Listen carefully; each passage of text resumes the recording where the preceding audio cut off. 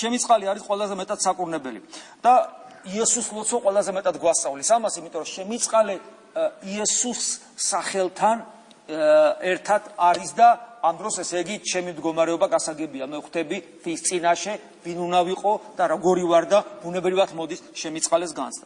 იესოს ლოცვა ბევრი რამის წამალი არის, მაგრამ ერთ-ერთის რასაც ერთ-ერთი ყველაზე მთავარი რაშიც ის გვეხმარება, იგი ძალიან კარგად წარმოაჩენს თუ როგორ ბატონობს, მე გულისხმობ იესოს ლოცვას არა ერთხელ და ორჯერ და სამჯერ, არამედ ხანგრძლივ იესოს ლოცვა. როცა ადამიანი თქვა, შეიძლება იყოს 1 საათი, 2 საათი, 3 საათი, თქვა, მამები იყვნენ 5, 6, 7, იესობის სიხასტე 7-8 საათი ხო დღეში.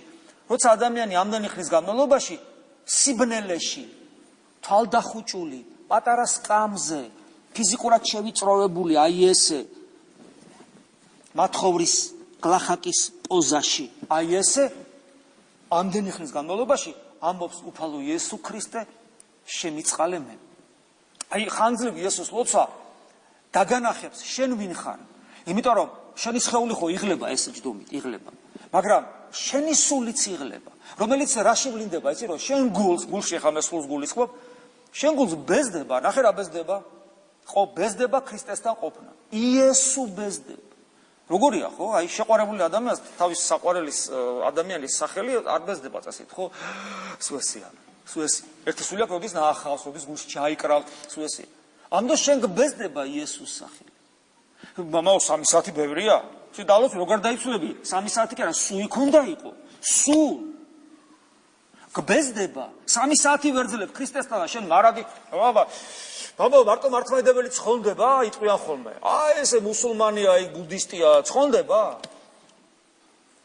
შენ ცხონდები, მე ვეკითხები ხოლმე. აი შენ გინდა სულ ქრისტე, შენ ხო ხარ მართლმადიდებელი ხო ხარ? ვარ.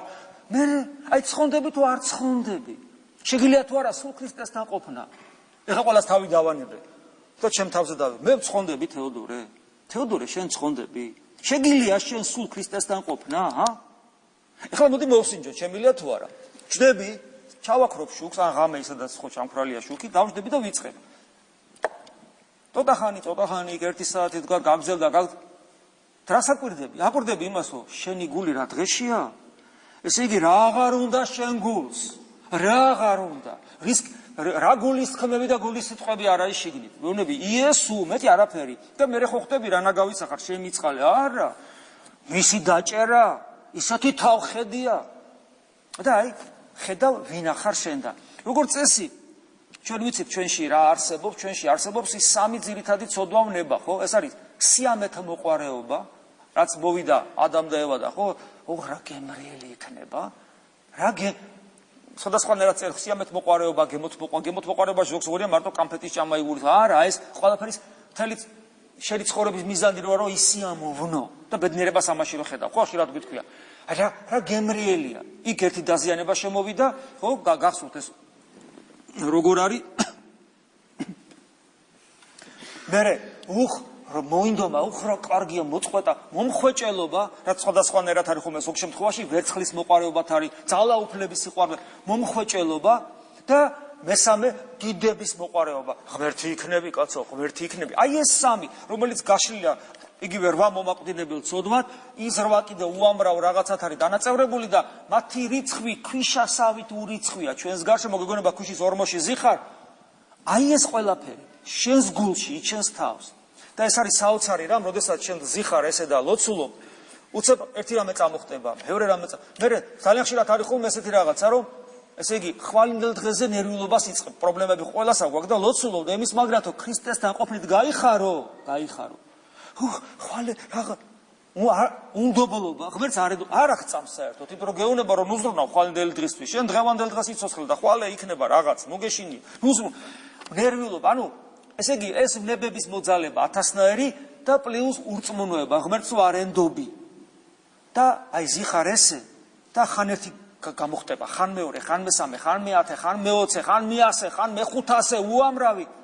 იმ წამს როგორც კი დააფიქსირებ, იმ წამს გადადი ახსარების მდგომარეობაში, უფალო შემიწყალე, შემინდე.